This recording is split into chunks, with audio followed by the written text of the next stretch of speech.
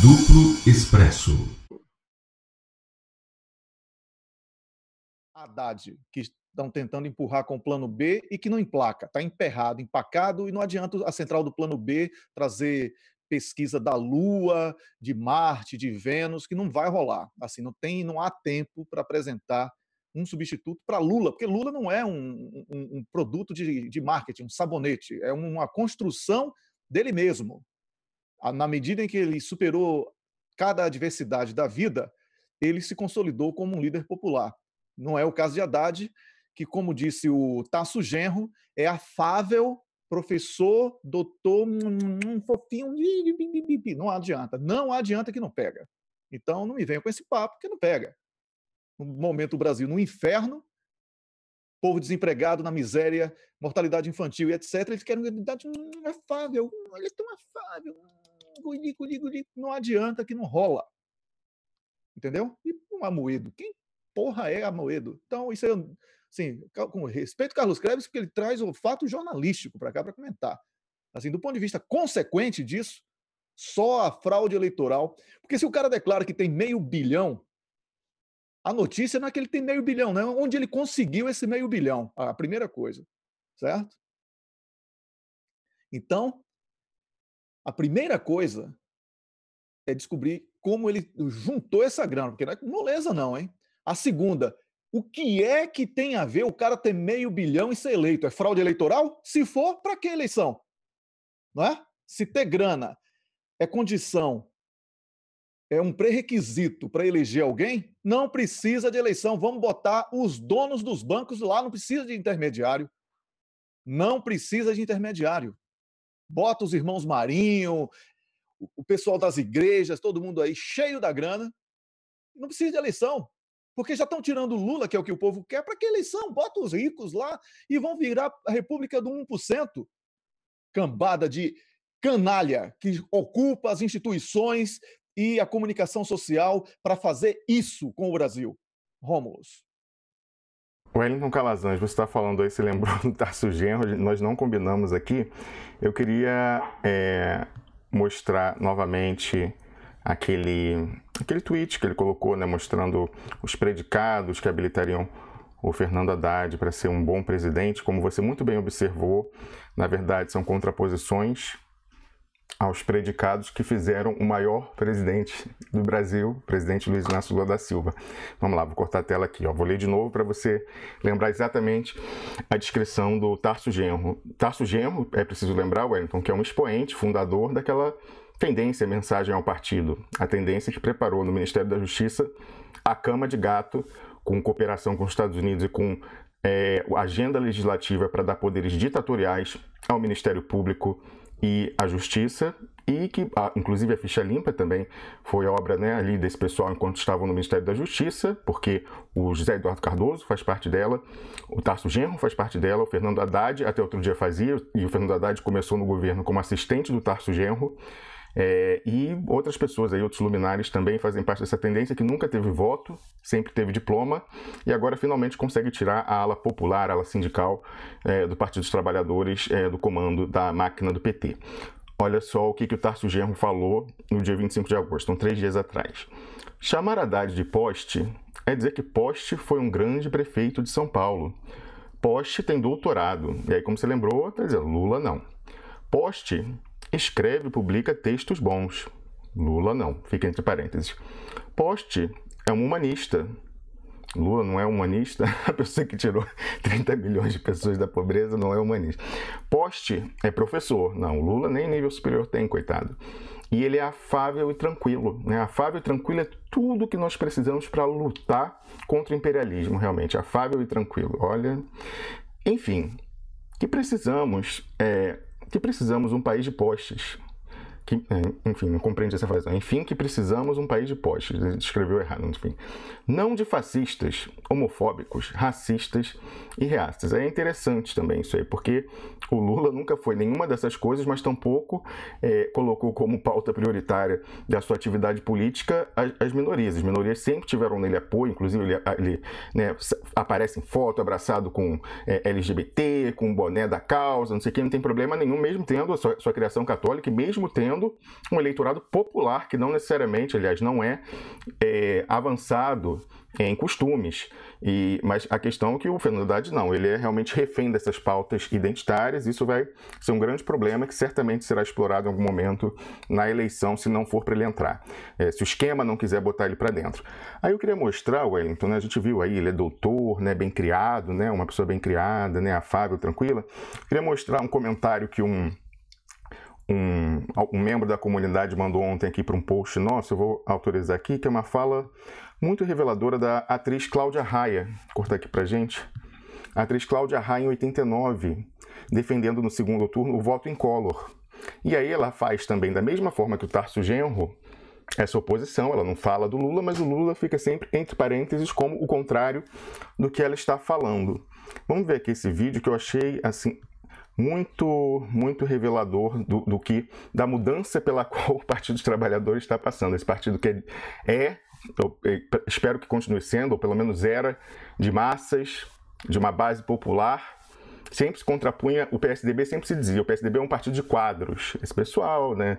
E o PT não, o PT tinha essa ala meio tucana ali dentro dos doutores, mas realmente agora defendem como predicado para uma pessoa ser presidente da República aquilo que a Cláudia Raia dizia do Collor em 89. Vamos lá, deixa eu ver aqui.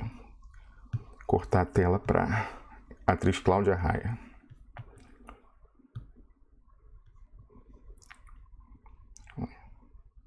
Minha gente, é assim que ele fala, né?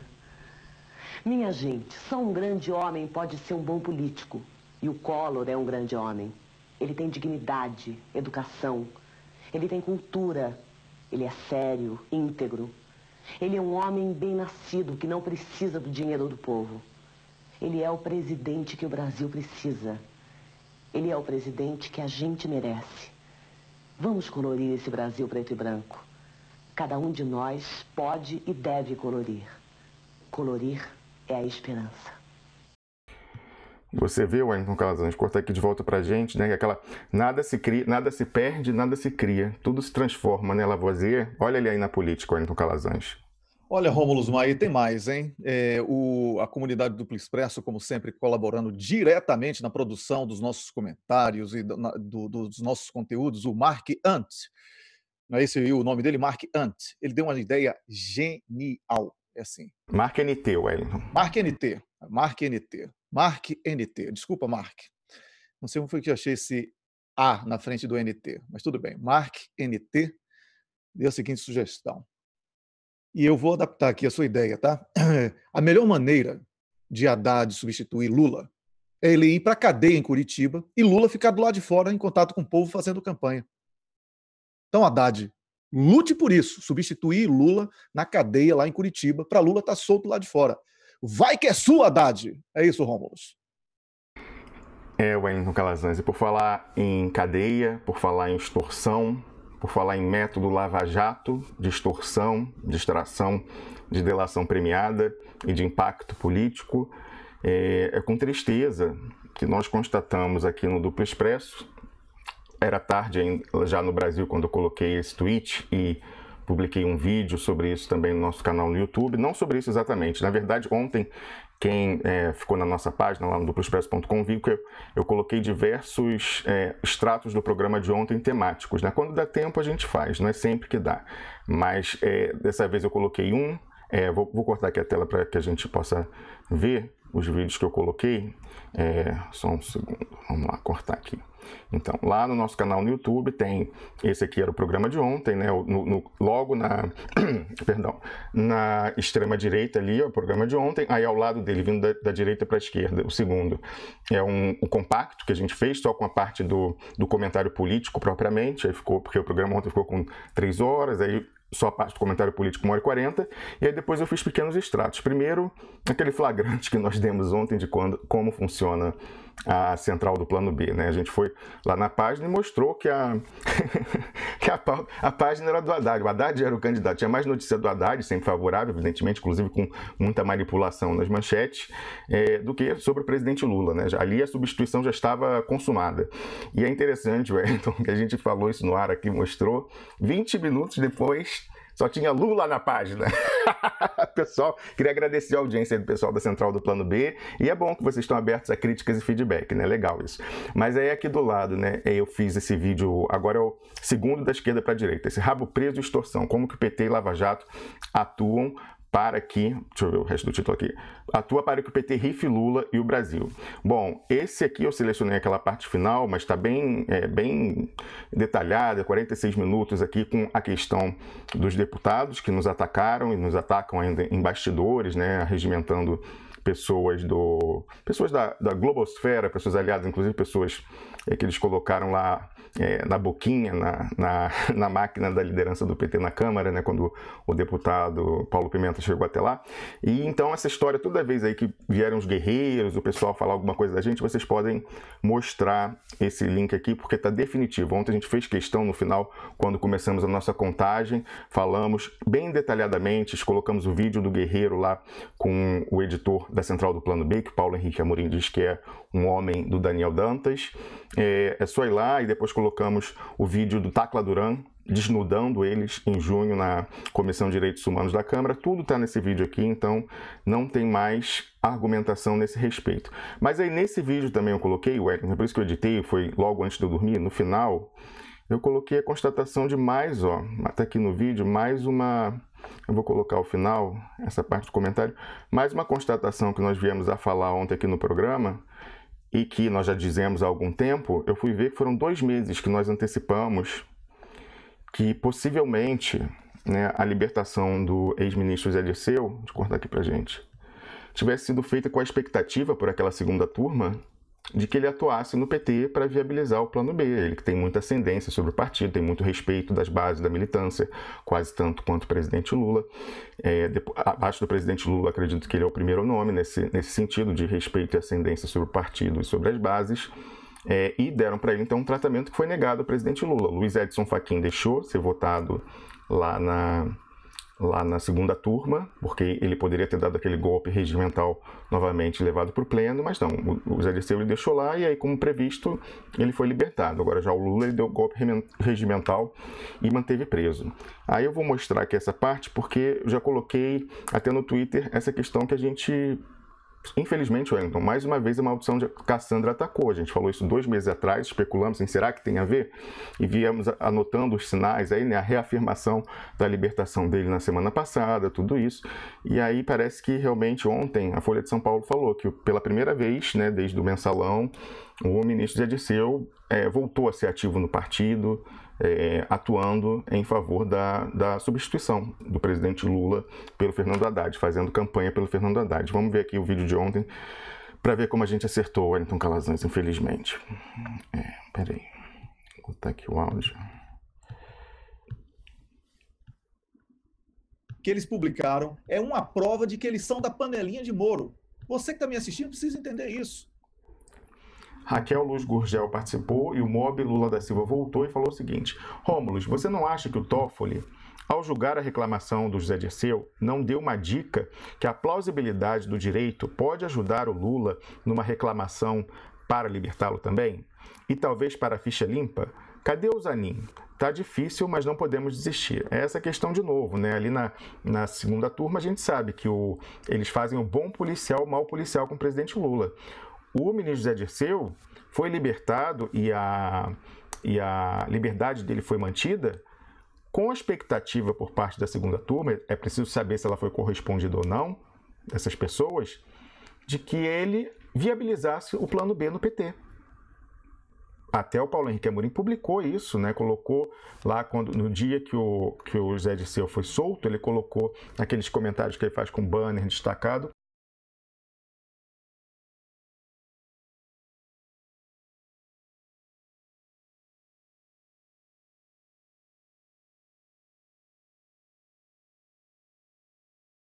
colocou.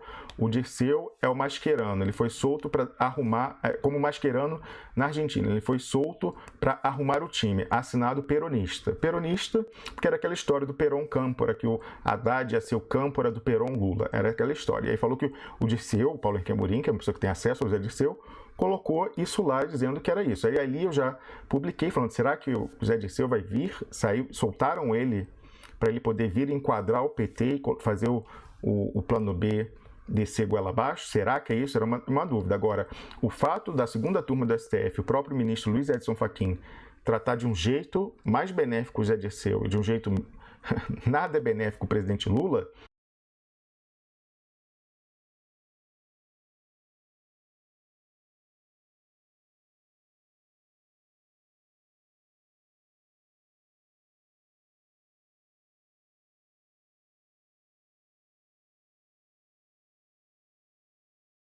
a gente tem que lembrar, quando o julgamento foi do presidente Lula, ele deu aquele golpe regimental em vez de mandar para a segunda turma, onde alegadamente havia garantistas que iam libertá-lo, ele deu um golpe regimental e mandou direto para o plenário, para o pleno, onde ele sabia que o presidente Lula não teria maioria.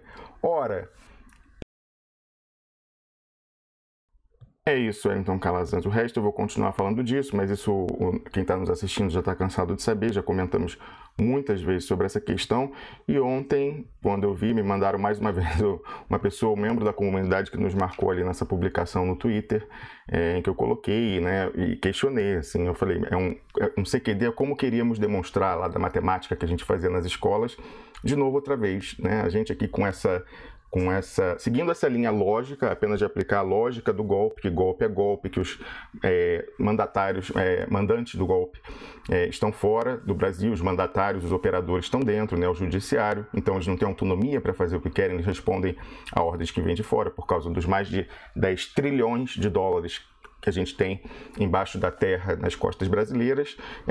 Seguindo essa lógica, a gente não tem errado, né, e fazendo paralelos com o que ocorre em outros países e paralelos dentro da história e também com que as fontes nos informam por entenderem que a gente tem possibilidade de publicar pela liberdade editorial que a gente tem por estar, respectivamente, Wellington na Suécia e eu na Suíça. E aí eu perguntei publicamos 2 meses atrás, eu olhei, né, foi em 27 de junho, aquela dúvida diante do que o Paulo Henrique Amorim tinha informado ali naquele banner. E aí eu perguntei ontem nesse tweet que eu coloquei ontem à noite, e coloquei nesse vídeo que nós colocamos no nosso canal também ontem à noite, dizendo o que houve, companheiro Daniel, entre aspas, Dirceu. Daniel era o nome que o Zé Dirceu usava quando estava clandestino na guerrilha, resistindo à ditadura militar. E eu falei, rendição não combina com a sua biografia. Inclusive, ele está lançando essa semana uma autobiografia, o primeiro volume. O primeiro volume é uma história de luta. Será que o segundo volume vai ser concluído com uma história de rendição? Eu falei, ainda é tempo, né, Daniel, José Dirceu, de voltar para a luta. Com Lula preso, exigem do PT, Wellington Calazans, rendição, que tem o nome de Fernando Haddad.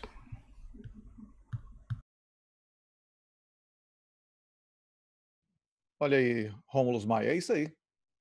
Nós somos muito questionados e algumas pessoas fazem assim de forma realmente pirracenta. Quem é que vocês vão apoiar então? Vão deixar cair a eleição na mão de Bolsonaro, de Alckmin? Esse negócio de extremismo do lado de lá, isso é uma criação da direita, criação dos bancos, tá? Para que você se sinta confortável votando num candidato afável, que vai botar com vaselina. A diferença é que o outro não tem vaselina. Só isso. Mas os dois estão ao serviço do banco. Você acha que se Haddad fosse uma ameaça ao golpe, que está roubando trilhões só do petróleo, sem falar o resto, trilhões, Haddad não já estaria denunciado, condenado, preso, tudo? Claro que estaria. Qual é a dúvida que você tem disso? Por que você quer se iludir? Quando acabar o maluco sou eu, Rômulo. Quando acabar o maluco sou eu. É você. Olha, eu ontem esqueci de citar a música dos Mutantes, já que o pessoal no domingo vibrou, porque eu citei Raul Seixas, que eu adoro, sou fã mesmo. Mas os Mutantes falam, olha, eu juro que é melhor não ser o normal se eu posso pensar que Deus sou eu. Sinceramente, se você não consegue enxergar que nós temos aí como luta a liberdade de Lula, que é preso injustamente por uma justiça corrupta, que está trabalhando para fortalecer os invasores e o mercado financeiro, você não tem condição de sair bradando sua loucura, porque você está prejudicando a você mesmo. Deixe pelo menos quem quer salvar o Brasil, salvar você no pacote. Fique quietinho. Porque desse jeito você só atrapalha. Como é que você tenta normalizar qual é o partido no planeta que iria abrir mão de um líder em todas as pesquisas, preso injustamente? Só essa turma da boquinha que quer cargo, essa esquerda ar-condicionado de gabinete, que não sabe o que é favela. A prova disso é que Haddad, quando foi prefeito, ele tentou se reeleger, ele perdeu em todas as sessões de São Paulo. São Paulo, que o povo realmente não sabe votar. E já tinha eleito esse rapaz. Você imagine, ele foi reprovado por um eleitor que não sabe votar. Me desculpe aí a maioria dos paulistas, mas se você disser que eu estou mentindo, vocês botaram no Tucano quantos anos no poder? Não é? Então, isso aí isso é um atestado de que vocês não sabem votar. Agora, abrir mão de uma luta legítima, reconhecida internacionalmente, que destrói o golpe. Vocês não estão entendendo que não é uma luta por eleição. Essa eleição aí, com qualquer um que seja sem Lula, quem for eleito vai entrar sem legitimidade nenhuma. Eles sabem disso. E daí o desespero da direita de pressionar Haddad para que Haddad arranque o pescoço de Lula e, por osmose, salve o golpe. A eleição, o plano B representa não apenas a degola de Lula, minha gente, representa a legitimação de um golpe reconhecido já internacionalmente. Não é birra, como eu já falei em outro texto. Não tem nada de birra. É uma questão lógica.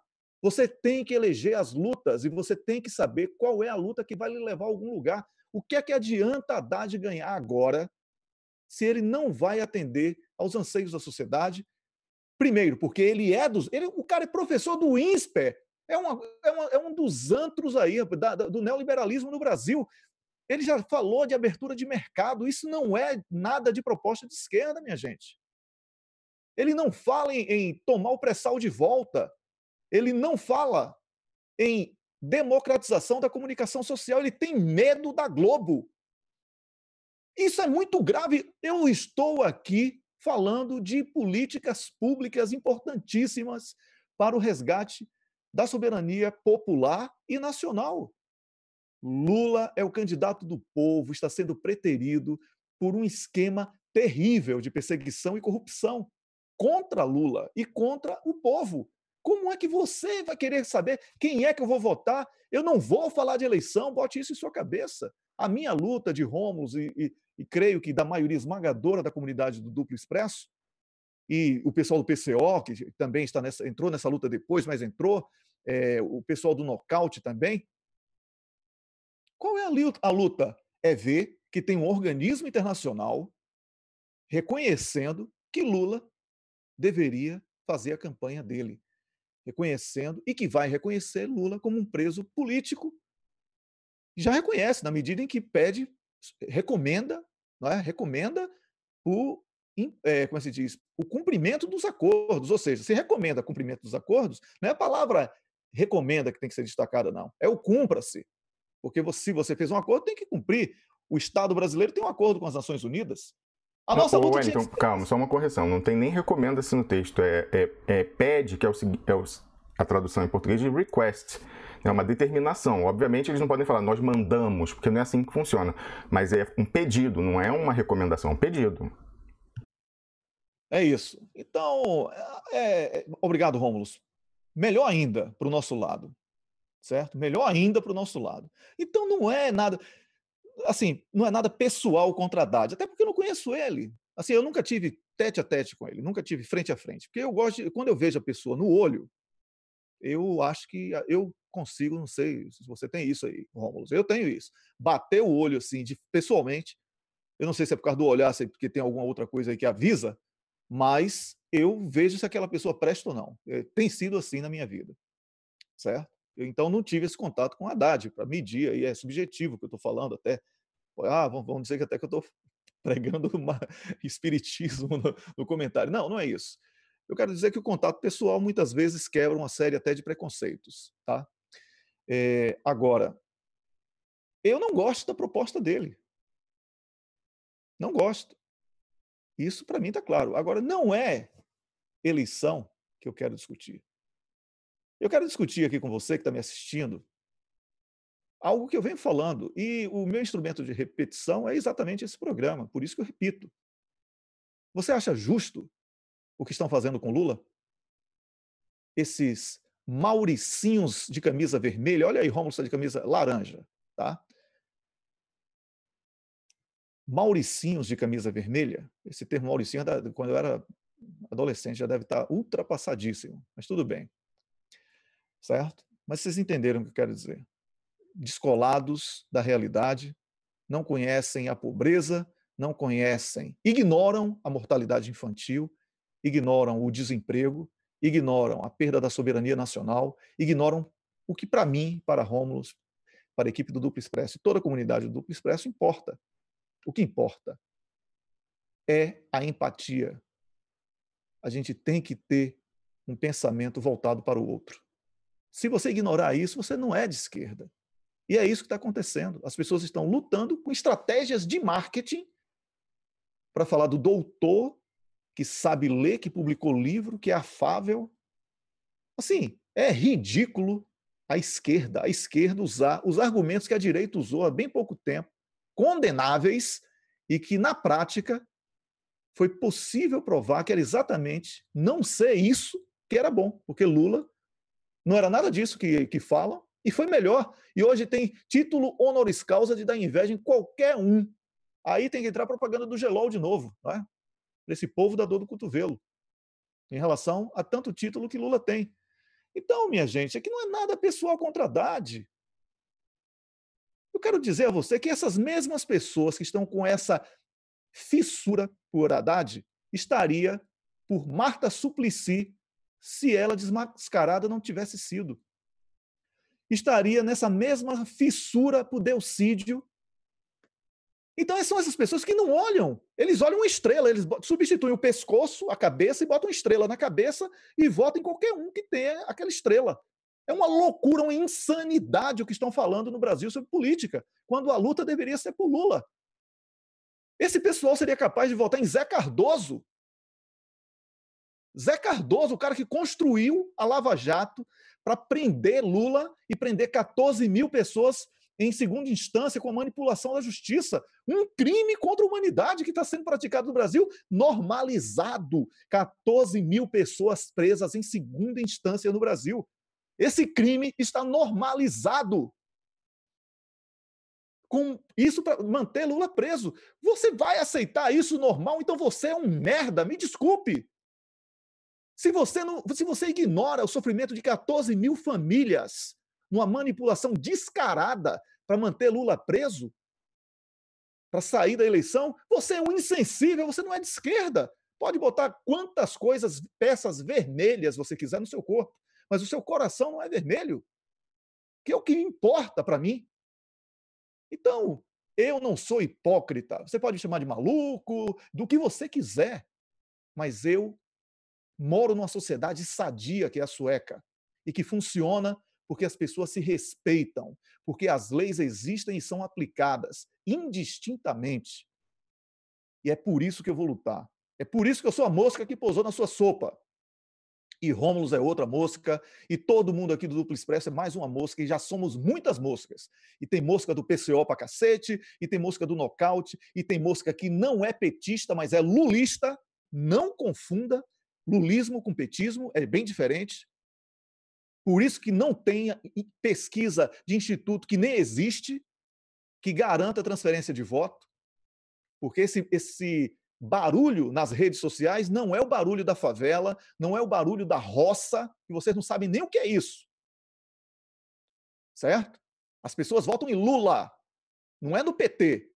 Tirem o cavalinho da chuva. Lula é muito maior do que o PT, sim. Rômulo Maia.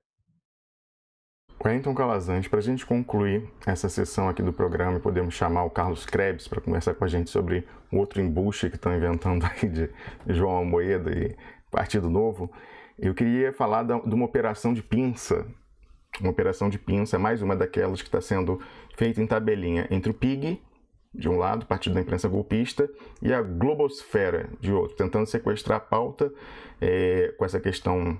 Os dois usam Bolsonaro como espantalho, mas a lógica é oposta, é interessante isso.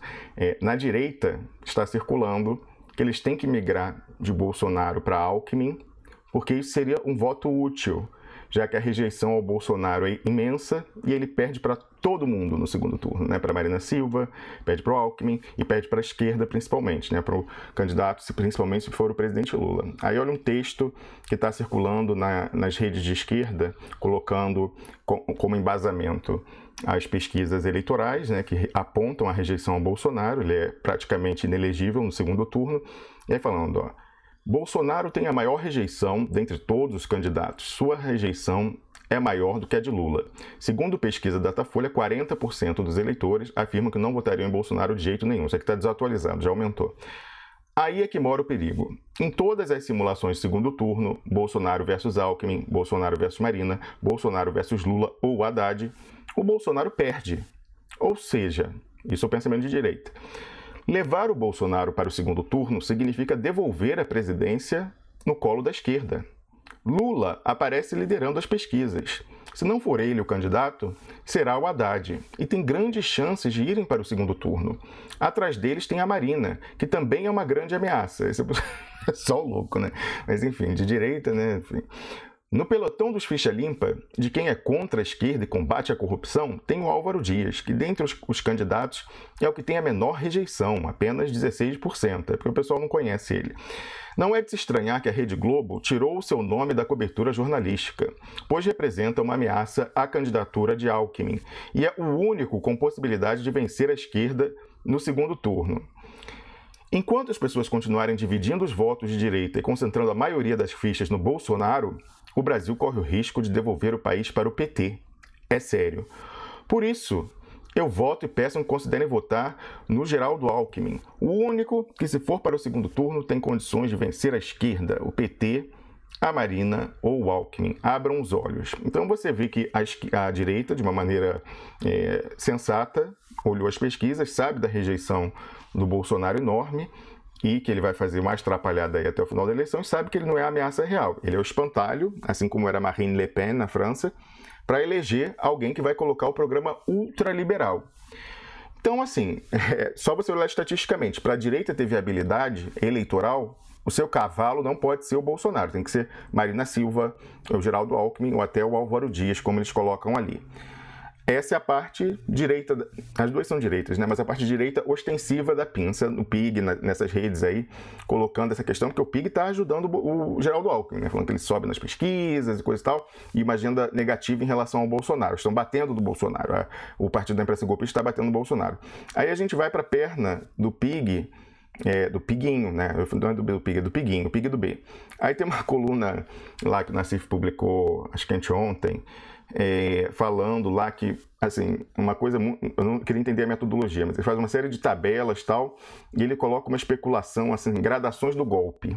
Ele fala que o novo golpe seria caçar a chapa inteira, não deixar nem substituir pelo Haddad, impugnar a chapa do PT. Aí ele fala assim, como que vai ser esse novo golpe de impugnação, a probabilidade, quero entender a metodologia, como ele chegou a esses números, mas a probabilidade de haver esse segundo golpe, que seria caçar a chapa do PT. Ele fala, se o segundo turno for Lula-Haddad com Bolsonaro, a possibilidade de vitória de Bolsonaro, a possibilidade de impugnação da chapa do Lula é de 90%. Eu queria saber, ele não coloca a metodologia ainda, aí coloca, se o segundo turno for Lula-Haddad com Bolsonaro, com possibilidade de vitória de Haddad, também é 90% a possibilidade de caçarem, impugnarem a chapa. Então ele está dizendo o quê? O golpe não quer o Haddad, gente, vocês é que querem, mas o golpe odeia tanto o Bolsonaro quanto o Haddad. Para eles, os dois são igualmente péssimos. Ele discorda do Fernando Henrique Cardoso, né, o Fernando Henrique Henrique Cardoso falou que faz aliança no segundo turno, não tem problema nenhum, até o Fernando Haddad também retribuiu a gentileza e falou que apoiaria o Alckmin no segundo turno, o Fernando Henrique falou que o Haddad seria um excelente candidato se não tivesse no PT. O marqueteiro do FHC, a gente viu ontem, estava comemorando a suposta, né, alegada, turbinada subida em pesquisa. Aliás, caiu, né, mas lá naquela pesquisa encomendada pela Finança, pela XP. Aí, olha só, segundo turno, Lula, Haddad, mais Alckmin, com possibilidade de vitória de Haddad. Aí a possibilidade de caçar a chapa é 70%. Ele fala, olha, você que é de esquerda acredita que eles têm medo do Haddad. Ó. Mesmo assim ainda é alta, diminuiu um pouco, mas ainda é alta. Aí ele fala, no segundo turno, Lula, Haddad com Alckmin, com possibilidade de vitória do Alckmin. Aí é meio a meio, 50% de possibilidade de caçarem a chapa do PT. Segundo turno, Alckmin mais Bolsonaro, com possibilidade de vitória de Bolsonaro. Também meio a meio a possibilidade de caçarem a chapa, aí nesse caso seria do Bolsonaro, né? Porque tem aquele julgamento pendente no STF também. E aí quando ele coloca aqui, segundo turno, Alckmin e Bolsonaro com possibilidade de vitória de Alckmin. Aí ele fala que é a mais baixa, né? Probabilidade, porque realmente o homem do sistema para eles é o Geraldo Alckmin. E aí ele vai lá no final e conclui, interessante isso.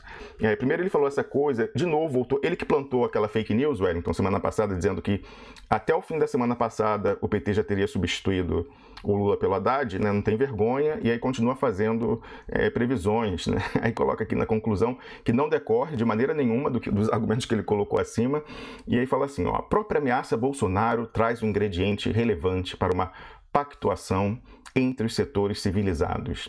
Pactuação entre setores civilizados, o que ele quer dizer é Haddad.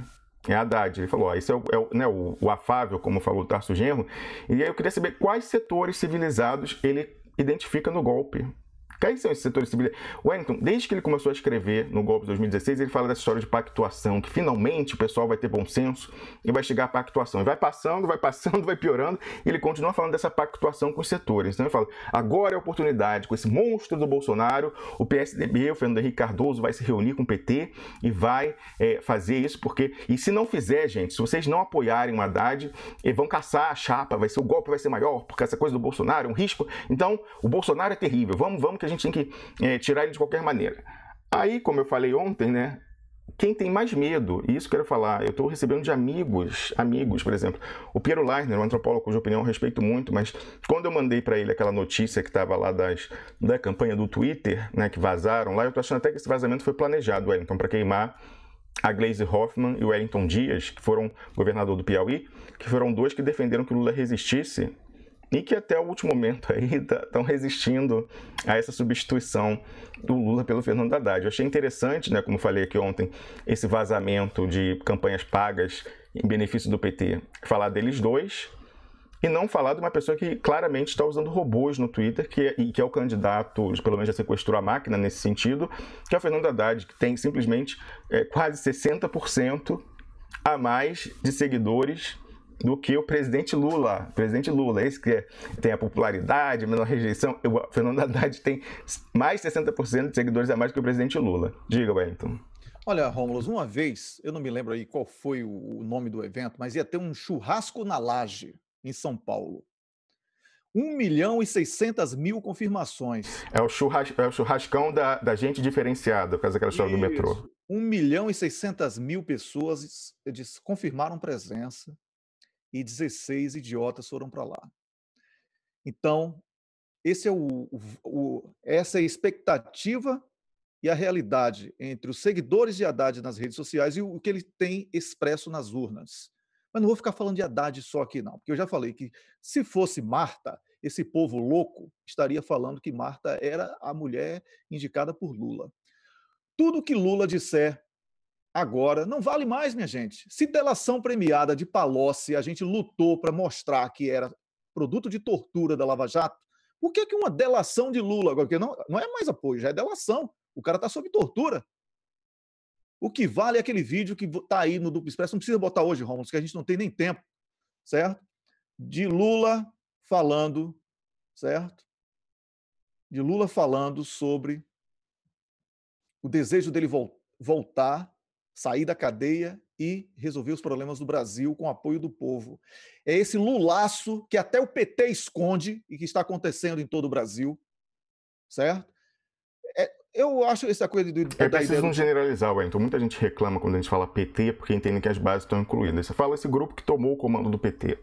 Mas esse grupo que representa o partido hoje, e por que essa base não se rebela agora? O momento de se rebelar dentro do PT é agora. Porque se você se submete a esses assaltantes do poder, nós não teremos representação de esquerda nas urnas, porque está tudo normalizado. Tanto faz Haddad como o Alckmin, eles vão fazer o que o banco quer. É isso que eu quero que vocês entendam. O avanço ultra-radical que o Brasil foi submetido nessa guerra híbrida vai fazer com que qualquer um, até Alckmin, diga assim, não, vamos voltar com a CLT. Aí ele vai virar herói. Aí a gente vai estar brigando por conquistas dos anos 50. Enquanto isso, não vamos discutir petróleo, soberania nacional, educação, pesquisa científica, tudo isso que importa. O que é que eles fazem? Eles tiram tudo e a gente briga pelo que já teve, e não por avanços, e sempre menos e menos e menos. Então, eles estão décadas à frente em vantagem sobre as conquistas deles na concentração da riqueza. É disso que eu estou falando. Vocês estão equivocados nessa avaliação de eleição. Vocês que apoiam o Plano B hoje, vocês estão equivocados. Não é uma questão de perder ou ganhar a eleição. O eleitor em si já perdeu na medida em que tirarem Lula. Já terá perdido. É assim que fala gramaticalmente. Se tirarem Lula. É isso. Daqui a pouco a gente volta com esse assunto. Então, peraí, deixa eu concluir o raciocínio, você me interrompeu no meio. Eu estava falando, eu conversei com o... mandei aquela notícia da questão do Twitter que expôs a Gleisi Hoffmann e o Wellington Dias, pessoas que defendem a resistência do Lula, e preservou o Haddad que tinha robôs. Só que a questão é a seguinte, quando eu mandei isso, mandei para algumas pessoas, mandei para o Piero Leiner, ele falou, olha só aí, já surgiu a desculpa para eles melarem a chapa toda e caçarem o PT e tal. O pessoal estão incutindo esse medo, como colocou o Luiz Nassif lá no artigo dele. É com isso que eles estão trabalhando. Falaram, olha, você tem que aceitar, porque senão não vai ter... Estão colocando isso. Aí eu falei, você não está entendendo. Quem tem medo do PT não participar da eleição é a direita. A direita não aguenta mais 4 anos de questionamento como Temer sem legitimidade. Eles é que têm medo. E eu estou falando porque eu acho, porque é o lógico? Não, porque tem prova. E aí eu vou cortar de novo a tela aqui. Ontem nós falamos aqui do artigo da Helena Chagas, que é uma pessoa que está trazendo recados do STF, do establishment, e ela diz o seguinte, eu li aqui o artigo todo ontem, mas ela fala, como é que ela fala? Aos 40 dias de eleições, o crescimento do ex-presidente Lula nas pesquisas está levando alguns setores petistas a flertar com a ideia de esticar ao máximo a corda e não retirar a candidatura Lula até o último dos recursos ser julgado no STF, o que poderia ultrapassar o prazo de 17 de setembro para a troca de nome nas urnas, levando a uma anulação futura dos votos dados ao ex-presidente. É um preocupante, alô, pessoal acordando, e é um preocupante impasse institucional se ele for o vencedor do pleito. E aí, lá embaixo, Wellington, aí ela fala aqui, ela mesma reconhece, isso é interessante, que o Lula está dizendo que ele quer ser candidato, Wellington Calazans. Olha aqui lá na segunda parte, Ao que se saiba, aí eu não sei quem falou isso para ela, esta não é a posição do principal interessado, o próprio Lula, que comanda as articulações sociais em Curitiba, reforçando aquela ideia de que o Lula está no comando. Aí agora ela sabe que ele está dizendo que quer manter a candidatura, aí ela faz a vacina. Pragmático, ele estaria deixando ocorrer a versão mais apocalíptica, essa de manter a candidatura dele, porque esta o fortalece nesse momento. Mas é mentirinha. Ela com certeza foi lá, foi admitida e confirmou. Ela falou só para ela, falou assim, olha, eu estou falando para todo mundo que eu quero ser candidato, mas para você eu vou dizer que é mentirinha. Eu estou falando isso só para deixar o pessoal nervosinho. E aí ela conclui com aquela frase, eu coloquei ontem, que é impagável, que ela falou, Lula vai tentar reverter a situação jogando dentro das regras do jogo. Regras do jogo em golpe, gente. Olha que legal. Um golpe atrás do outro. Vai dentro das regras dos jogos, que considera hoje ter condições de vencer. É claro que ele tem condições de vencer. Sendo candidato, ele tem. E aí eu vou mostrar aqui quem que tem pavor do PT não ter nas eleições. Está aqui o pessoal comentando aquela... Eu não vou falar o nome dessa publicação aqui, não é só porque é um órgão de divulgação desde a primeira hora da campanha pelo Plano B, Haddad, mas é porque principalmente faz gracinha com a gente, publicou aquela época o dossiê fajuto do Nassif, não deu direito de resposta, inclusive requisitei por Facebook, direto pelo Messenger, ele fingiu que não viu. Então aqui, o Ricardo Noblat, vou ler o início da... Quem lembra, meses atrás, meu problema é ter memória, Wellington. Nem memória longa, foi em julho agora. O Ricardo Noblat fez um ataque a Gleisi Hoffmann, misógino, ridículo, um artigo muito agressivo, porque a Gleisi estava falando em boicotar a eleição. Quem se pela de medo do PT não participar da eleição é a direita. Alô, acorda, gente. Ó o texto. Ó. O jornalista Ricardo Noblat, que atualmente mantém um blog no site da revista Veja, publicou nessa terça, terça 17 de julho, um texto em que tenta desqualificar a senadora Gleisi Hoffmann, presidenta do PT, com um velho discurso machista, chamando-a de louca. No artigo intitulado Gleisi Maria Louca, Noblat diz que a parlamentar está louquinha da Silva por supostamente estar cogitando promover um boicote às eleições caso Lula não possa ser candidato. É isso, Wellington. Então a gente está vendo essa operação de pinça com argumentação, usando o mesmo espantalho, mas por um efeito na direita e outro na esquerda. Na esquerda, o favor é o Bolsonaro, então aceita o Haddad, porque senão o Bolsonaro é o perigo. Na direita falando, o Bolsonaro não tem como se eleger no segundo turno, então a gente tem que migrar, convencer esses bolsominions a votar no Alckmin, gente. Esse é o esforço lá. E aí, quando chega essa história, então para botar medo, falar, e se você não aceitar a substituição quanto antes, não respeita a ONU, não respeita o Papa, não respeita as bases que querem votar no Lula. Troca o nome, o PT voluntariamente permite ao golpe dizer que não descumpriu o direito internacional, não descumpriu o Pacto de Direitos Civis e Políticos da ONU, porque a gente substitui voluntariamente, porque senão eles vão caçar a chapa. Não, quem tem medo do PT não concorrer, porque não tem como sustentar 4 anos de falta total de legitimidade, como acontece com o regime Temer atualmente, são eles. Wellington, é isso, é só ser razoável. Eu sei, Wellington, e amanhã eu fiz esse pedido à Patrícia Wauquiez, que o comentário dela seja sobre dissonância cognitiva com relação àquelas bandeiras que foram se frustradas. Não vai ter golpe. Né? Vai ter o senador que vai votar e vai impedir no final. Ela não vai ser afastada. Depois, não, no final vai ter os senadores. Aí depois, não, o Lula não vai ser condenado no Sérgio Moro. Não, o Lula não vai ter a confirmada no TRF4. Não, o Lula não vai ser preso. Aí agora é essa história aí.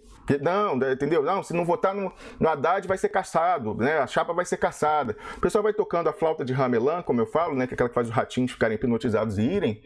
Mas isso, só a dissonância cognitiva explica. E eu quero que a Patrícia Wauquiez pedir a ela isso, que recupere todas essas orientações que foram sendo dadas, dizendo como, daqui eles não vão passar. Então, se a gente eleger um fofinho, aí eles não vão poder apertar mais o regime, né? Essa é a questão. Eu pedi para ela fazer isso e relacionar ao que ela está estudando agora, que é um tema muito caro a mim, que é a dissonância cognitiva. É isso que explica, Wellington Calazans, como esse pessoal consegue dizer que a direita está querendo tirar o PT da eleição.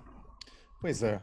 Quem está tirando o PT da eleição é a turma de dentro do PT que assaltou a liderança do partido, o PT jurídico, que foi construído por Tasso Genro e Zé Cardoso, entre outros nomes, e que hoje tem muitos adeptos, lamentavelmente, muitos deles trabalhando contra Lula, mas expondo fotos com Lula, vídeos e etc. A pergunta que foi feita era: o Brasil tributa muito o consumo e o setor produtivo, mas taxa pouco a renda, patrimônio e herança. O senhor mudaria esta lógica aumentando impostos para os mais ricos?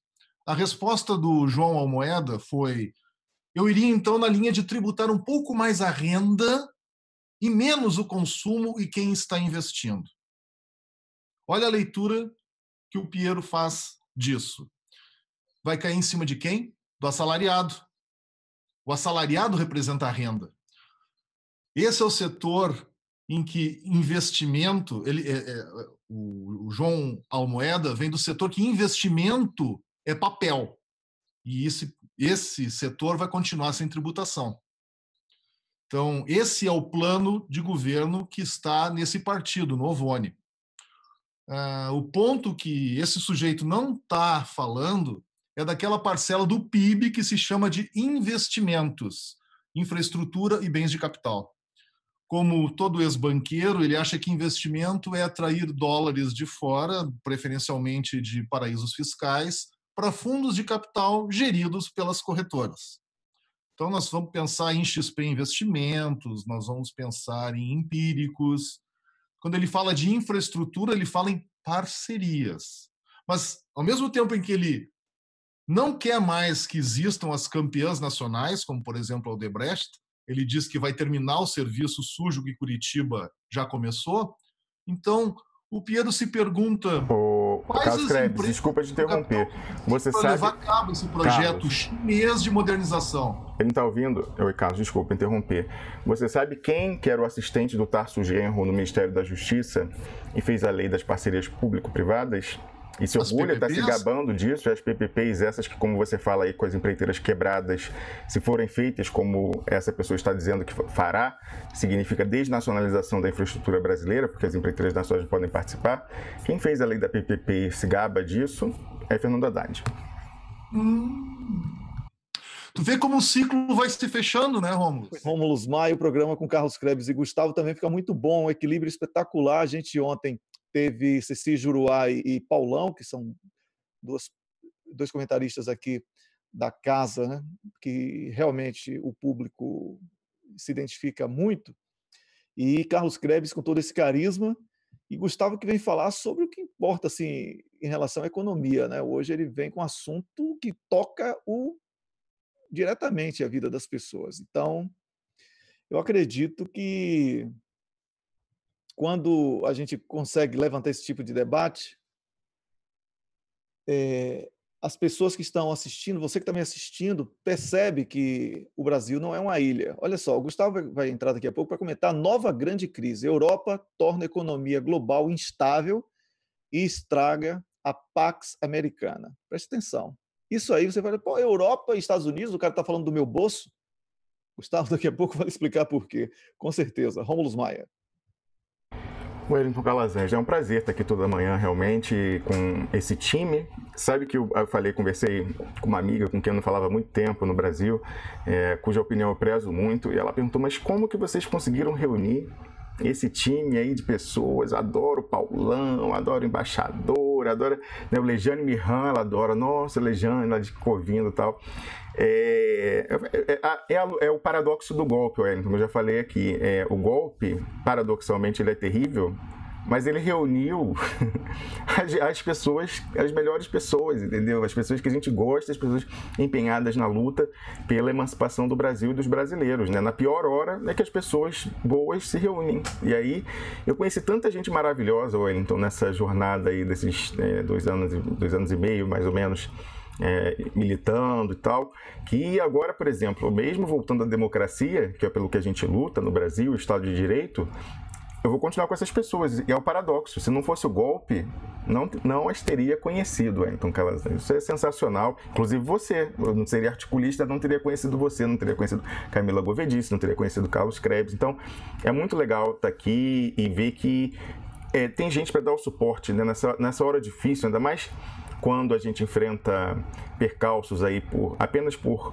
ter feito a decisão política de não desistir de lutar, de continuar lutando pelo Lula e, por tabela, continuar lutando pelo Brasil em 2018, sem essa história de voltar daqui a 8 anos para governar a terra arrasada. Às vezes a gente sofre ataque, porque não é conveniente. Muita gente, como a gente estava falando aqui, quer se enganar, né? Quer colocar os viés cognitivos e falar, não, é o menor dos males, vamos com a Haddad mesmo, não sei que ele é tucano enrustido, mas não tem jeito e tal. Mas aí quando a gente aponta a falta de lógica, aí fica mais difícil a pessoa usar os seus viés cognitivos, pelo menos quem é mais aberto. Tem gente que não, porque se autodoutrinando, né? O autor oh meu Deus, qual é o nome dele? George Orwell escreveu 1984. Esse livro é muito bom. É engraçado que depois o George Orwell, ele lutou na Guerra Civil Espanhola, do lado dos republicanos, mas depois ele se tornou um anticomunista ferrenho. E aí ele escreve, né, uma distopia nesse livro 1984, como seria uma sociedade totalitária, em tese comunista. Mas só que esse livro tem elementos muito interessantes. Eu recomendo a leitura, além do estilo também. É muito bem escrito. Assim como A Revolução dos Bichos, dele, também é muito interessante. Mas no 1984, ele coloca conceitos como doublethink, que traduziram como duplo pensar, e newspeak, né, que é nova língua em português. Que é o quê? Duplo pensar é quando você está numa sociedade, você como se fala Trump em português? Você a lógica, você sobrepõe a lógica com uma autodoutrinação. Então, toda vez que você tem um pensamento errado, aí você repete o mantra do que você tem que pensar, e aí você se encaixa de novo naquela coisa. Da mesma forma, o que ajuda isso é a nova língua, o newspeak, que você cria expressões que facilitam esse processo cognitivo falho, né, defeituoso, a autodoutrinação. Então, por exemplo, lá naquele país da ilha, o Ministério da Guerra se chamava Ministério da Paz. O Ministério da Repressão se chamava Ministério do Amor. O Ministério da Propaganda, né, da mentira, se chamava Ministério da Verdade. Então, essas diversas coisas, e outras coisas até do dia a dia que você usava para ir doutrinando. Então, aquele livro, ele traz algum, assim, o que eu falo, não é só, a gente já tem a dissonância cognitiva normal, a nossa dos viés cognitivos, mas a gente também vê muitas pessoas que, a partir disso, aplicam essa autodoutrinação para não ver. Só que a gente, só pela nossa simples opção política de não desistir da luta e de apontar a lógica, e o que eles estão falando é ilógico, e eles ficam revoltados, porque fica mais difícil. Lá ontem à noite, estava num grupo que eu formei das primeiras horas, Wellington, com pessoas muito queridas minhas, inclusive o cartunista Arueira, pessoas aqui que frequentam, a Tânia, e a gente estava sendo criticado lá, marcaram até a Sandra Helena, professora lá do Ceará, e a gente estava sendo criticado, era um post do Piero, né, e aí o pessoal embaixo começou a falar, criticaram a gente, porque eles estão muito agressivos, né, não sei o que, eu já tentei falar, não consegui. É engraçado, as pessoas, aí é a dissonância cognitiva, né? O viés de confirmação e o viés de representatividade. O pessoal pega a nossa agressividade e não vê ao que ela está respondendo, que é uma agressividade muito pior, um rolo compressor tentando calar nossa posição política. A gente estaria falando só de política desde o início aqui. Mas não, aí a gente, como nós fomos atacados pela simples razão de tentarmos salvar o Lula, o alvo é o Lula, não é a gente é o dano colateral para acertarem o Lula, porque a gente trouxe um documento que era a melhor prova, a melhor arma que a gente podia ter usado contra a Lava Jato, nós fomos atacados a primeira vez. Quando nós revelamos que a ministra do STF, que permitiu que o Lula fosse preso e mantém ele preso, é vítima de uma chantagem usando orientação sexual, fomos atacados de novo. Nos dois casos, quando apontamos o acordo entre o Eduardo Cunha e o Sérgio Moro para tirar o tacladurão da CPMI, fomos atacados. Nos três casos, não pela direita, quer dizer, não pela direita ostensiva, mas por membros da globosfera, fazendo o trabalho sujo da direita de nos atacar e tentar nos desacreditar. Tudo isso numa violência, Wellington. Eu vi uma pessoa que eu respeitava, um articulista aí, publica aí em site da Globosfera e que está concorrendo à Câmara Federal pelo Partido dos Trabalhadores. É um acadêmico, né, professor de história, está concorrendo. E por essa boquinha dupla aí de colunista no site da Globosfera e ter legenda para concorrer, se traiu a própria ideia. E aí publicou isso aí para mim foi o exemplo mais flagrante de dissonância cognitiva, de viés cognitivo. Publicou um texto falando assim no início, eu era ontem contra o plano B, né? Assim, no início do ano eu era contra o plano B. Aí fala blá, blá, blá, blá, blá, blá, e no final, por isso que hoje eu apoio Lula, Haddad e Manuela. Peraí, o cara começou o texto falando que era contra, resistiu ao plano B, e por isso que ele agora apoia Lula, Haddad e Manuela. E aí eu vi esses meus amigos, pessoas cultíssimas, inteligentíssimas, que eu falo, viés cognitivo é diferente de burrice, não é burrice. Mas as pessoas querem acreditar em algo melhor. Aí eu vi essas pessoas curtindo lá o post, e era um post que ele fazia menção velada a gente, dizendo quinta coluna, não sei o que e tal, confusionismo. Aí eu vi amigos meus curtindo, quando eu falei, gente, um simples exame lógico disso aqui. O cara começa falando, eu fui contra o plano B. E é por isso que agora, no final, é por isso que agora eu apoio Lula, Haddad e Manuela. E se for o caso, Haddad e Manuela. Mas, gente, mas não é possível. Então, assim, o problema, Wellington, é a gente estar estragando o processo de dissonância cognitiva. E aí, por isso, as pessoas focam em excessos eventuais que nós cometamos, mas não vê o que a gente está respondendo. E aí, por que eu falei dessa pessoa que escreveu o texto? Essa pessoa está disseminando por aí, por mais que saiba que é mentiroso, porque leu a resposta, inclusive temos amigos em comum, leu a resposta ao dossiê fajuto, fabricado pela assessoria do Paulo Pimenta e envenenado pelo Luiz Nassif, publicado lá no início de março, né, desse ano, com uma biografia fake que eles criaram para mim. Eu já falei, eu queria ter a conta bancária daquela pessoa, mas com as minhas opções políticas e a minha biografia. É impossível, até por essas escolhas que eu fiz aqui, de não estar trabalhando em grande escritório e ficar, depois do doutorado, militando, desde que aconteceu o golpe, é impossível ter a conta bancária que eles apresentam. Até porque, Wellington Calazans, se eu fosse lobista de petroleira, eu não moraria num estúdio de 30 metros quadrados. E aí eu vou só fazer um comentário. Ontem no Instagram, um comentário, acho que é Marcelo Castro o nome, salvo engano, é Marcelo Castro. Ele perguntou: eu e a minha esposa acompanhamos vocês todo dia e há 6 meses nós nos perguntamos o que é aquele cilindro, aquele cilindro ali atrás. Aquele cilindro ali atrás é um desidratador. O pessoal aí mais natureba conhece. Então você faz, pega fruta, você pode fazer biscoitos de linhaça, você primeiro hidrata e depois você coloca, ele fica passando um ar quente e aí ele desidrata e fica, a preservação fica perfeita. Então você pode fazer, por exemplo, com condimentos, você compra fresco, coloca lá, seca e depois você embala a vácuo. Então você acha que se eu fosse uma lobista do Petroleira, eu teria, em um ambiente só, que é o meu quarto e sala, teria uma esteira ali do lado, uma esteira, e um desidratador que deveria estar numa cozinha, se a minha cozinha fosse grande? Ali a minha televisão, certamente não. Mas é isso, Wellington. O pessoal fica com isso. Essa pessoa se vendeu por uma boquinha, se vendeu para ter uma legenda, para disputar para deputado esse ano pelo PT, e para ter uma coluna na Globosfera. Espaço, Wellington Calazans, a qual eu renunciei de livre espontânea vontade. Cheguei e falei: olha, não, aqui não está legal, tem de respeito, inclusive, à propriedade intelectual, estão pegando meu trabalho, pegando minhas ideias, enterrando o meu trabalho e outras coisas, os posicionamentos também não concordavam. Isso aí, né, pegou, e por causa disso faz baixarias como ficar disseminando um dossiê que sabe ser fajuto. O problema, Wellington, como você colocou, eu ouvi outro dia o programa em que você falava com Carlos Krebs, e aí você falava que a gente tinha muita identificação porque nós somos pessoas que não temos grandes ambições com relação a bens materiais.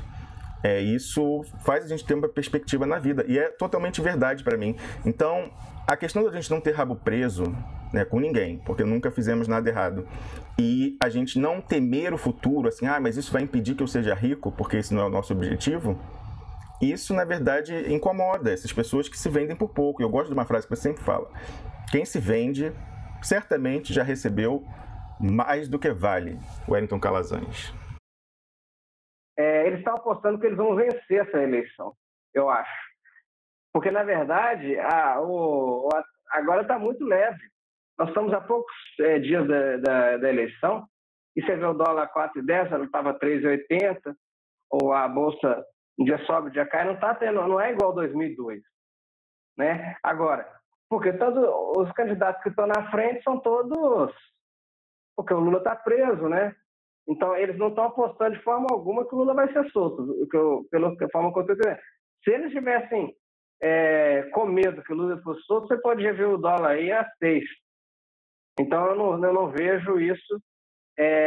O mercado está apostando, eu acredito que o Lula vai continuar preso e que eles vão ganhar as eleições de uma forma ou de outra. Essa sua observação é muito interessante, Gustavo, porque o mercado vem trabalhando pela substituição do Lula antes ainda do dia 17, para que o Lula não apareça na urna, pelo Fernando Haddad. E você coloca aí que está uma pressão ainda para tentar acelerar a substituição, até com esses ataques, mas o mercado não vê o Fernando Haddad como uma ameaça aos seus interesses, esse mercado que deu o golpe e que destruiu os direitos sociais no Brasil, e as próprias petroleiras que tomaram nossas riquezas do pré-sal até aqui. O Fernando Haddad não disse que vai mexer nisso, ele até, para a alegria da finança, disse que usaria reservas internacionais para pagar a dívida interna. Então, melhor que isso, só se fosse o governo do Amoedo, né? Melhor do que isso, dolarizar a dívida interna, só se fosse o governo do Amoedo, evidentemente. Então, ele não é visto como uma ameaça. Então, que essa pressão aí para tentar também, assim como vem fazendo o Judiciário, acelerar o processo de substituição, descarte do presidente Lula como candidato. É interessante sua observação que o ataque não está tão severo ainda, dependendo do que virá a ocorrer. Certamente vão dizer que se o Lula mantiver a sua candidatura para além do dia 17, que aí sim virá o caos, né? Virá o dilúvio que vai afundar o Brasil no Oceano Atlântico. Sim, o mercado, eu acho que o mercado, não sei em relação a como é que o mercado vê a questão eleitoral, assim, desses detalhes, mas que ele não parece tão preocupado, não está, porque você tem na Argentina, por exemplo, teve uma especulação muito forte aqui do nosso lado. A Turquia estava uma especulação também muito violenta. Aqui no meio das eleições, uma coisa pequena, uma especulação pequena, nós estamos há poucos dias, então o mercado eu acho que o mercado está muito pouco preocupado ainda em relação aos resultados das eleições. Então, e agora, o que eu me preocupo mais é o seguinte, se um governo progressista vencer, ele não está em condição, a situação vai estar, aí sim eles vão entrar vencer.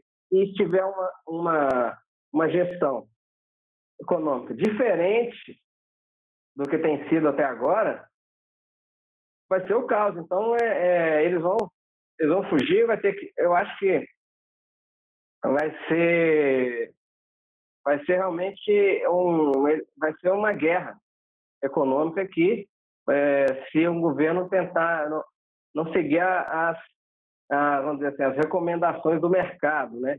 E o problema é o seguinte, em 2002, o Lula não seguiu o mercado, mas conseguiu melhorar um pouco a situação do povo, a situação era muito ruim, ele tinha que melhorar, né? Teve o Bolsa Família e tal, o salário mínimo a partir de daqui a pouco, alguns anos depois foi aumentando. Então, inclusive o primeiro mandato do Lula foi um processo lento de melhoria. No segundo mandato é que ele melhorou em grande velocidade a situação econômica do povo, social. Então, mas agora nós estamos numa recessão aberta. Tem um orçamento congelado, né? Uma recessão aberta, nós estamos em depressão econômica, na verdade. O desemprego é altíssimo.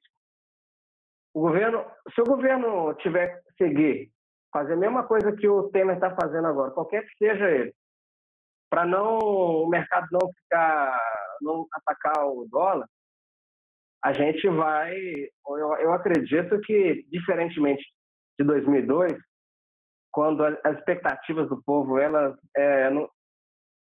em relação ao Lula, eram menores em termos econômicos, porque, na verdade, o Lula conduziu politicamente aquilo de tal forma... as expectativas eram muito menores, porque chega no Fernando Henrique, a economia estava, durante muitos anos, no país ficou em crise econômica. Então, pequenas melhorias setoriais que o Lula foi fazendo em 2003, valorizando o dólar, ou seja, melhorou o preço dos produtos, etc. Um pouquinho de cada vez, porque você tem uma inflação muito grande em 2002, 2003 já cai. Então, ele vai atingindo. Em 2005, por exemplo, o Bolsa Família começa a funcionar, então ele vai atendendo anseios da população setoriais, de pouco a pouco. Então, você vai vendo progresso. Que progresso que o próximo presidente vai oferecer para o povo? Eu acho que ele vai tentar fazer igual a Dilma tentou fazer em 2015, o que o Lula fez em 2012. Só que a história não se repete. O efeito foi o inverso. E agora ele vai tentar fazer de novo, sei lá, quem for eleito que seja, vai tentar fazer de novo o que o Lula fez e que não deu certo em 2015, eles vão achar que vai dar certo agora, que a situação é equivalente a 2000, muito mais parecida como a gente estava em 2015 do que em 2003, inclusive uma situação de ativismo do judiciário, ativismo do legislativo, muito maiores do que a gente tinha em 2003, um legislativo amplamente golpista, um judiciário golpista, e mais, nós vamos sair dessas eleições com o Bolsonaro endeusado. Ele não vai ganhar as eleições, porque é impossível ele ganhar as eleições, mas ele vai ter 20% dos votos e vai ser o seguinte, ele vai ser o líder da oposição. O líder da oposição não vai ser o PSDB, não tem como. O líder da oposição vai ser o Bolsonaro. E o Bolsonaro, ele aquela linguagem dele é realmente radical. E o povo vai falar assim, tudo que não estiver dando certo, vai falar, pô, se eu tivesse votado no Bolsonaro, seria diferente. O Bolsonaro vai estar dizendo isso. Como o Aécio tentou fazer, ou fez depois de 2015. O papel que o Aécio teve em 2015 vai ser o Bolsonaro. Só que o Bolsonaro ele vai vir com quase que um fanatismo do eleitor do Bolsonaro é muito grande. O radicalismo do discurso dele é muito maior. O Aécio é um candidato, é um político tradicional.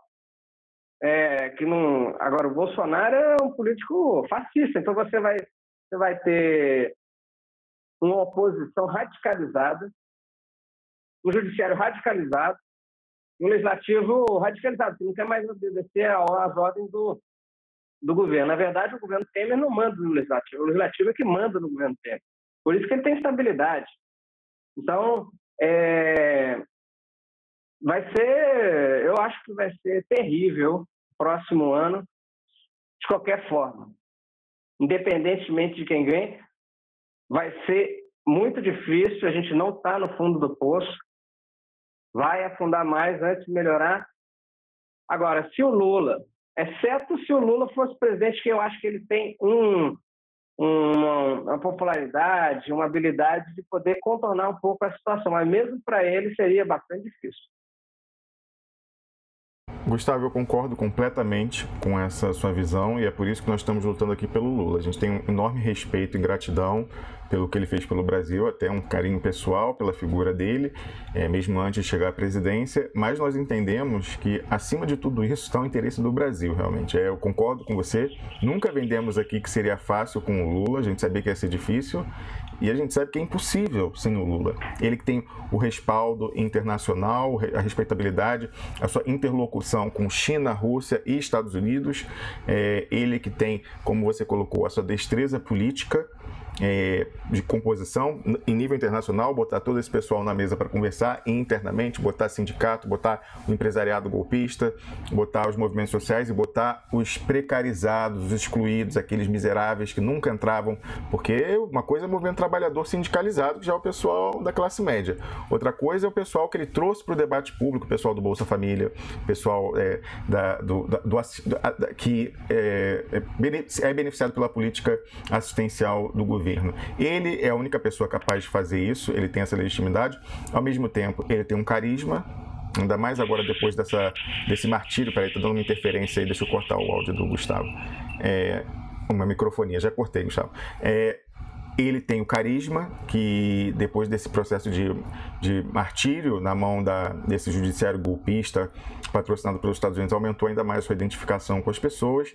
E ele tem também a capacidade de comunicação inigualável com a população brasileira, né? Ele consegue, com aquelas metáforas que ele faz, riquíssimas, pegar aquilo que eu falei assim, que eu sempre achei que fosse o maior talento do Lula, que é, primeiro, a sua grande inteligência, que faz ele compreender, mesmo sem ter tido educação formal, as questões mais complexas, mas ele consegue traduzir, sintetizar isso no essencial, em vez de ficar divagando como acadêmico, falando, não, ele sintetiza numa fórmula essencial, faz um processo de tradução para se tornar acessível a pessoas que igualmente não tiveram educação formal e consegue vender a ideia, porque tem uma capacidade, é o melhor vendedor. Ele falava, né? Eu vi aquele filme Lula, o Filho do Brasil, você vê que ele começou a vida lá profissional, vendendo laranja na rua e tal, sempre foi um ótimo vendedor. Então, ele reúne essas capacidades e é por isso que ele é tão temido, porque com o carisma e essa capacidade de comunicação, ele é a única pessoa que pode chegar à presidência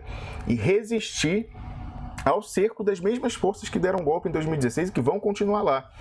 STF, Congresso Nacional, Estados Unidos, petroleiras, mercado financeiro. Ele é o único que pode, com essa sua capacidade de comunicação, explicar para o povo o que está acontecendo.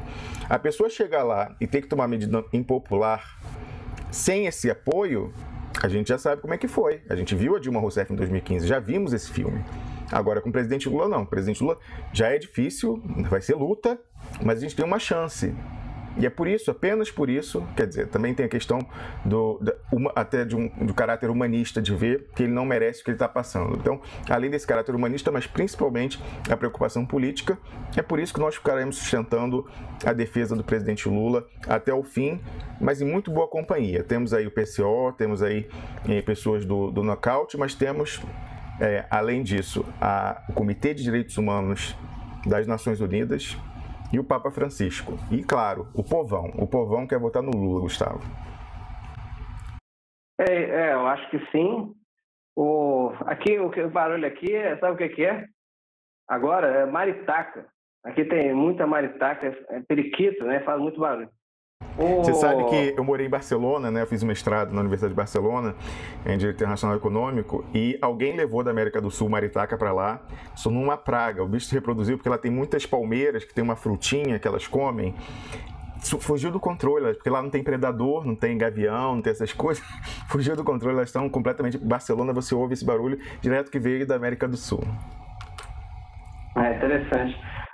Mas uma coisa interessante em relação ao Lula é que uma das características mais importantes dele, que às vezes é pouco comentado, ele é extremamente flexível, porque por vários motivos. Primeiro, um dos motivos principais é que é o fato dele não ter a tal da educação formal e tem a origem humilde, e a flexibilidade é o que permite não ter teimosia, por exemplo, né?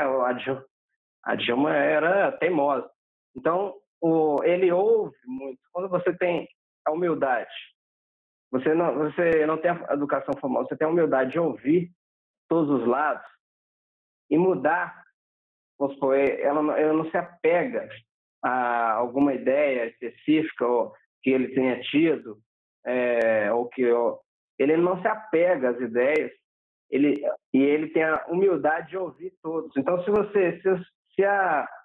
o cenário muda, ele ouve todos os lados e muda também.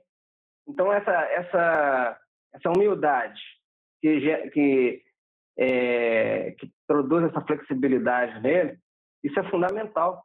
Fundamental. Ele mudou várias vezes de posição e sem se apegar àquelas posições mais antigas, né? Isso permitiu ele sobreviver. Então, esse Estado Lula ser um sobrevivente, né, através da humildade e de ouvir os outros, isso é fundamental, e isso também é uma coisa muito importante, porque, na verdade, por mais que eu, por exemplo, possa ter uma sugestão de que possa ser feito, isso, a sugestão de qualquer economista, etc., vai depender de vários fatores políticos e também coisas imprevisíveis, até na questão econômica, que se a gente tiver uma ideia fixa, vai ser daquela forma, você pode bater a cabeça na parede e se estrambelhar. Então, o Lula não tem esse erro. Ele é cuidadoso, dá um passo cada vez, ouve todos os lados e muda de posição sempre que for necessário. Então, essa é uma característica rara, que depende da pessoa ter humildade de mudar de posição, né? Não, eu errei, vou para lá, voltar. Então, assim, essa humildade dele, que no empate não ter uma educação formal, porque se a pessoa tiver mestrado, doutorado, não sei o que, etc., ela acha que ela é dona da verdade, né? Então, eu acho que, inclusive, mudar, às vezes até para enfrentar o problema, porque às vezes o cara com doutorado, não sei o que, ou chega alguém e fala, você vai ter que fazer isso, senão nós vamos botar para quebrar, e o cara recua. Como a gente viu o recuo da Dilma em 2015, foi muito prejudicial, né? Fazer aquela política neoliberal. Talvez o Lula tivesse feito também no início e tivesse revertido mais rapidamente. E ela manteve, 2015, 2016, assim, tudo caindo aos pedaços, ela manteve esperando um resultado que não estava acontecendo, né? Agora, um blog que está começando aí mostrando verdades inconvenientes, você se acha no direito de mentir até em grupos fechadinhos. Se não tivesse lá um infiltrado nosso, porque tudo que é grupo do WhatsApp tem infiltrado nosso, se vocês querem saber. Porque o que a gente tem de gente que manda print de grupo, você não tem noção. Então, a gente recebe o print para também se posicionar em relação ao contra-ataque. Tá? Tem tanto infiltrado nosso que eu estou em breve, é que eu não tive tempo, isso é menos importante, mas eu vou voltar a falar daquela pessoa que eu acredito ser uma infiltrada que organizou aquele grupo de juristas ali. Então, ela que inclusive, interessante, fez uma calúnia gravíssima lá naquele, que está no print, no post que nós colocamos, dizendo que nós somos estelionatários e que tiramos dinheiro de mulheres pelo Brasil. Ela cometeu uma calúnia, que é crime. Então, ela que é advogada, que fique atenta com relação a isso. né? E uma dica para ela, só para ela já saber do que se trata. Eu moro na Suíça. Ela sabe disso todo dia, que você inclusive fala que eu moro em Berna, na capital, Wellington Calazans. Estou na Europa há 10 anos. Vou falar logo tudo então, Wellington, vamos lá. Eu soube, tenho a peça inclusive, que essa senhora, Tânia Mandarino, no mesmo dia, lá na sexta-feira, como estava sendo questionada pelos prints que eu coloquei dela numa defesa engajadíssima do Eduardo Cunha, né? O pessoal vai questionar ela e falando que não era para mandar as informações, como o nosso 3-0, que a gente disse que ia ser lá para o grupo onde tinham pessoas preocupadas com a defesa do presidente Lula, como o professor Marcelo Neves e tantos outros. Ela, como não tinha argumento contra a print, ela resolveu abrir um processo cível, pedindo uma indenização por danos morais, por eu ter falado que ela é uma infiltrada, que abriu esse grupo para monitorar o que pessoas engajadas na defesa do Lula faziam e plantar, disseminar contra-informação. Foi ela que disseminou, nesse grupo, a história de que ia ter um voto divergente. E ela disse que tinha informação de dentro, lá do TRF4, como sempre fala, também ela falou que tinha informação de dentro lá do Centro Médico Penitenciário, que falou, não, o Eduardo Cunha está lá sim. Ela só esqueceu de combinar com o Supremo Tribunal Federal, que falou que ele estava em Brasília, né? Ela esqueceu de combinar isso. Mas o que eu queria dizer é o seguinte, ela está processando porque eu falei que ela é infiltrada, danos morais, R$30 mil. Sabe o que é interessante, Wellington? A afinidade dela com o Sérgio Moro ficou mais clara ainda. Você lembra que a gente falava aqui da questão que o Sérgio Moro criou um álibi para poder dizer que o Tacla Duran era um foragido e colocou um endereço falso? Ela também fez a mesma coisa, ela pegou um endereço falso, um endereço que eu nunca sequer frequentei, era o endereço do escritório em que eu trabalhei, o último escritório em que eu trabalhei no Brasil, mas a sede em São Paulo, inclusive eu trabalhava do Rio de Janeiro. Mas colocou esse endereço por quê? Evidentemente, eu nunca estive lá e principalmente nos últimos 10 anos que eu estou do outro lado do Oceano Atlântico. Então ela colocou um endereço fake, mesmo sabendo que toda manhã eu estou aqui, falo que moro em Berna, capital da Suíça. Ela colocou um endereço no Brasil, em que eu não estou, nunca estive e não poderia estar nem há 10 anos, que é justamente para chegar lá um oficial de justiça e alguém falar que não tem como nenhum. E ela coloca, nesse caso, julgar ele à revelia, sem defesa. E ela entrou com essa ação onde, Wellington? Ela que é lá de Curitiba. Em Curitiba, no judiciário de Curitiba, contra alguém do Duplo Expresso. Eu estou na Suíça, minha cara, que protege liberdade de informação, liberdade de expressão e liberdade de consciência. Então, se a senhora quer de verdade um álibi, né, se a senhora quer mais do que um álibi, como o Sérgio Moro fez aquele álibi para dizer que o Tacla Duran era foragido, colocou um endereço falso, se a senhora é brava e quer provar mesmo que a senhora não é uma infiltrada, venha me processar na Suíça, peça uma carta rogatória para vir aqui, terei imenso prazer. Agora, essa que você produziu aí só está aumentando as desconfianças com relação a você. Eu quero te dar um recado, tá? Eu não sou o único naquele grupo, Wellington falou de infiltrados, não sou o único que pensa, tem a convicção de que você é uma infiltrada. Então abre o olho que o pessoal ali está muito de olho em você. Tá? Conversei com pessoas, grandes juristas que estão ali dentro, também estão bastante desconfiados da sua atuação esquisita. Então, eu sei que você produziu essa peça aí para poder se defender com o pessoal, dizendo aí, já estou até processando. Mas se é para processar, quem tem que processar é a gente pela calúnia que você fez e está ali comprovada pelo print, dizendo que nós somos estelionatários, sem nenhuma prova, como nós falamos aqui, a questão de reclamações em relação ao 9 de julho, sejam elas corretas ou não vou me pronunciar sobre isso porque não conheço os detalhes, não me diz respeito, não tem nada a ver com Duplo Expresso. Inclusive, o Duplo Expresso, desde o primeiro momento, colocou uma distância entre si e o 9 de julho, exatamente por temer essa história de dinheiro e também pela questão de não ter o envolvimento de forças políticas. Então, a gente está muito blindado em relação a isso, você cometeu uma calúnia ali claríssima. Então, quem tem que ser processado é você. Eu não sei se vou processá-la, porque parece que você tem muita afinidade com o judiciário do Brasil, da Lava Jato, aí em Curitiba. Mesmo eu estando certo, eu acho que eu vou perder, né? Que nem o presidente Lula está perdendo lá, eu acho que eu também vou perder. É o mesmo judiciário a que você está recorrendo, é o que condena o presidente Lula. Mas se a senhora quiser realmente provar que não é uma infiltrada e não tem medo do debate, peça uma rogatória, não diga para julgar a revelia se não me encontrar no endereço em São Paulo fake que você colocou. Fale que eu moro na Suíça.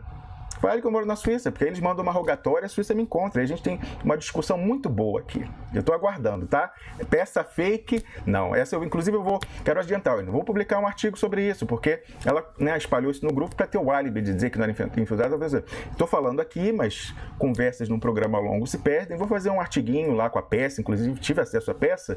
Inclusive, eu poderia processá-la por danos morais, Wellington, porque ela espalhou o meu celular. O celular tá lá na peça. Engraçado, o celular tá com o código da Suíça, ela botou mais 41 e o meu telefone, mas não diz lá em cima que eu tô na Suíça. Incrível, incrível, Wellington Calazans. Então, ela espalhou, isso aí está em vários grupos, a distribuição dessa peça, e eu posso processá-la não só pelo crime que nos acusou de calúnia, e o crime de calúnia, por ela fazer uma acusação falsa em relação a gente, como também o dano moral de ter espalhado o meu celular em grupos de WhatsApp diversos, com pessoas agora me importunando. Senhora Tânia Mandarino, que eu tenho a convicção que é sim uma infiltrada. Ela tem que explicar quem foi essa fonte que garantiu a ela, Wellington Calazans, que ia ter um voto divergente que ia salvar o Lula no dia 24 de janeiro, enganando, entre outras pessoas, o Eugênio Aragão, o Samuel Gomes, que vieram aqui no dia 23, na véspera do julgamento, e falaram isso, porque viram nesse grupo, não, tem informação do voto divergente, e atrapalhou toda a estratégia de defesa. Quem deve explicações, Wellington Calazans,